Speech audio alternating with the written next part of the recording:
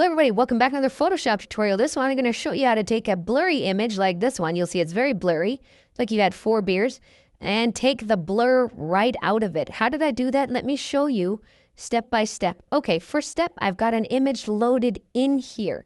The next step, you take your blurry image, you go up to filter, and then instead of going to blur, you actually want to go down here to sharpen. There's something called unsharp mask.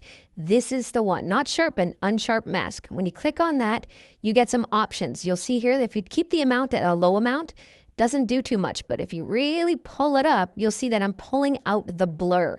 The hardest part for this is just determining the radius. So if it's a low radius, not too much radius, and it just blows out and looks silly. So for this case, somewhere around 7 or 8 pixels, and you can go all the way up to 500%, but again, dial it in as you see fit. But somewhere around here, if I click on OK, check it out. Now she's in focus instead of blurry. That's all there's to it.